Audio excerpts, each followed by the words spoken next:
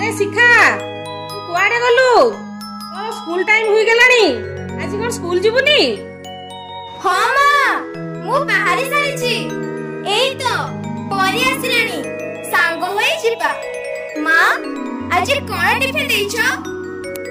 मु आज किछि देइनी एई ने 20 टंका बाहरु किछि केनी खाइ देबो। मां सब दिन चाउमिन मैगी बर्गर देउछो मते से सब भल लागुनी मो पेट बथा लागुची। मां मां मु आज हम स्कूल रे मध्याह्न भोजन खाइ देबी। कोन कहिलु कहिलु मिड डे मील छी छी छी छी से खाद्य तू खाइबू।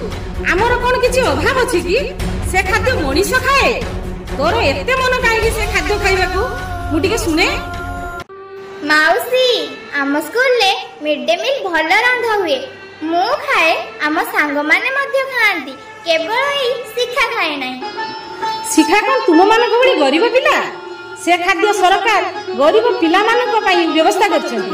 आम भली उच्च घर पिला मानक पई से सब खाद्य नुए। से डाली रे पुक चाउल रे पुक आ रुसिया माने कोन एमिति टेस्टी खाद्य तयारी करंती। मो शिखा से सब खाइबनी केबे भी खाइबनी ना ना ना से सब केबे भी खाइबनी। माउसी आपणक धारणा भूल हमर एबे खाद्य कथा हम दीदी बुझिचंती सब जिनिस निजे बाजार को जाई आनुचंती। सरकार एबे खाद्यर खर्च मते बढ़ाई देइचंती। हमर रांधुणी माउसी माने परिष्कार परिच्छन्नता रखी खाद्य रांधुचंती। एथिबाई हम दीदी माने तदारक करूचंती। सरकारक नियम अनुसार आमे खाइबा आगरु हम दीदी और सार माने चाखुचंती। तेणु एथिरे खराब हेबार किछि नाही माउसी। तू जहा कह परी शिखा खाइबनी तुमे सब स्कूल जाओ ताको पैसा देइची से किछि किनी करी खाइ देबो।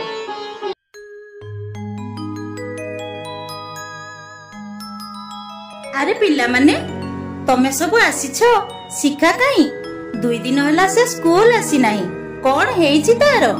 दीदी से दिन स्कूल ले से बांती गला तार पेट जंत्रणा हेइची बोली से कहउथिला। आ मां कहउथिले पेट रे कोन इन्फेक्शन हेइची तेनु से हॉस्पिटल रे चिकित्सा हेउची। दीदी से सब दिन रुचिकर फास्ट फूड खाद्य खाए सेइथि पई तार पेट खराब होइची बोधे। अरे परी मधुमिता शिखा कोन हम विद्यालय रे मध्याह्न भोजन खाए नाही। नाई दीदी ता मां ताकू से सब खाइबा को मना करिसंती। अरे काहे की मना करिसंती परी। ता मां कहंती मिड डे मील केवल आम भली गरीब श्रेणी रो पिला माने खाआंती। एहा को खाई केते केते विद्यालय रे दुर्घटना मान घटीची तेणु से खाइबा को मना करिसंती। मात्र शिखार खाइबा को भारी इच्छा। हौ ठीक अछि मु एबे ता घर को जिबी। आ परी मो संग रे आ शिखा घर को जिबा।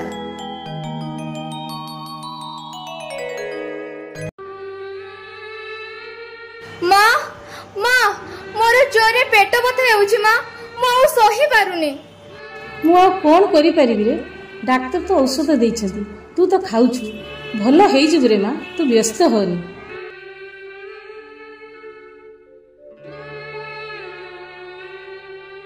आज्ञा नमस्कार। नमस्कार दीदी। दीदी आपण आछथि आसंतु आसंतु भीतर को आसंतु एठी बसंतु। शिखार कोन हेछि परि पाखरु सब कथा सुनिली ताकु टिके देखिबा को आसीछि। अरे मां शिखा तोर कोन हेछि। हां दीदी तार देह खराब अछि। मैडम मु आपन को किछि कथा कहिबी खराब भाबिबेनी। हां कोंतु खराब काहे भाबिबी। आपण शिखा को काहे की जंक फूड खाइबा को दियंती आ सुनिली आम विद्यालय रे हेउथिबा मिड डे मील खाइबा को आपण मना करिसंती। एहा आपणकर भूल धारणा। सरकार जो यार व्यवस्था करिसंती ताहा बहुत विशेषज्ञ परामर्श रे सिद्धांत निया जाईची। आउ पिला मानक देह मन शरीर गठनर आवश्यकता को दृष्टि रे रखी एही मिड डे मील रो व्यवस्था करिसंती। एहा बहुत भलो व्यवस्था।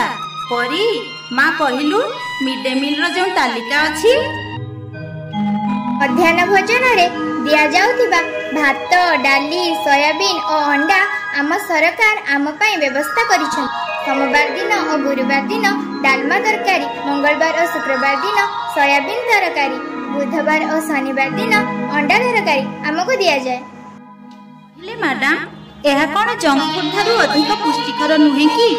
ଯେଉଁ ଖାଦ୍ୟ ଖାଇଲେ ପିଲାମାନଙ୍କର ଶାରୀରିକ, ମାନସିକ ଓ ବୌଦ୍ଧିକ ବିକାଶ ହୋଇଥାଏ, ଶିଖା ଯଦି ଏହିସବୁ ଖାଦ୍ୟ ଖାଇଥାନ୍ତା ତାର କ'ଣ ଦେହ ଖରାପ ହୋଇଥାନ୍ତା? ଆଗଠୁ ଏବେ ସରକାର ସେସବୁ ବ୍ୟବସ୍ଥା ଅତି ଉଚ୍ଚ କୋଟିର କଲେଣି। ଆମ ବିଦ୍ୟାଳୟରେ ସମସ୍ତେ ଏହାକୁ ଆନନ୍ଦରେ ଖାଉଛନ୍ତି। ତେଣୁ ଆସନ୍ତୁ ଆମେ ସବୁ ଏହି ଭୁଲ ଧାରଣାକୁ ଦୂର କରି ଆମ ପିଲାମାନଙ୍କର ସମସ୍ତ ପ୍ରକାର ବିକାଶ ନିମନ୍ତେ ମଧ୍ୟାହ୍ନ ଭୋଜନକୁ ସାଦରେ ଗ୍ରହଣ କରିବା। ମୋର ଭୁଲ ଧାରଣା ଆଜି ଦୂର କରିଦେଲେ ଆପଣ, ସେଥିପାଇଁ ଆପଣଙ୍କୁ ଅଶେଷ ଅଶେଷ ଧନ୍ୟବାଦ ଦିଦି। ମୁଁ ନିଷ୍ପତ୍ତି ନେଲି ଶିଖା କାଲିଠାରୁ ବିଦ୍ୟାଳୟରେ ମଧ୍ୟାହ୍ନ ଭୋଜନ ଖାଇବ। ହଁ, ସେ ମଧ୍ୟାହ୍ନ ଭୋଜନ ନିଶ୍ଚିତ ଖାଇବ।